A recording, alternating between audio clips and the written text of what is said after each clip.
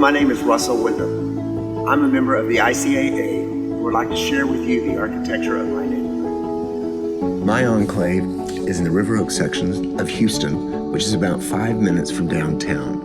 The entire street is dominated by these now 80 to 90-year-old trees. Looking east across the rose garden, my house on the end, you get to this opening in the hedges and turn and look up at one of the American colonial houses. This is one of Staub's later houses in his career. And then on our right, next we have this beautiful Spanish colonial modest house. It's beautiful on a day like today where you have dappled light on the house and you have all the shade along the street.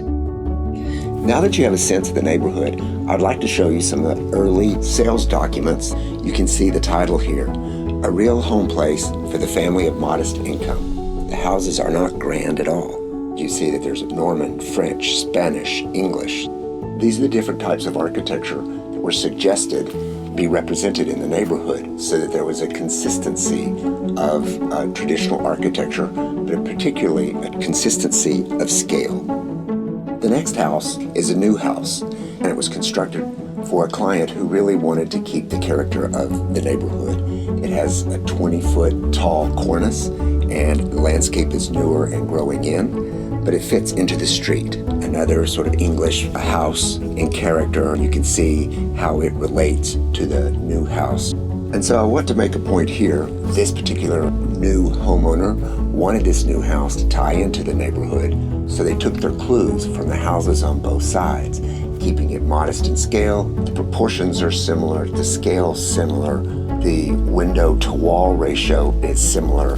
They loved the neighborhood, wanted to live in this enclave, so when they started to build their new house, they made sure that it fit in to the rest of the character and the general intention of the neighborhood. Unfortunately, that sensitivity and that social contract is not being upheld in many cases. We're starting to see smaller houses torn down and new, much too large, way out of proportioned houses are being built in their place.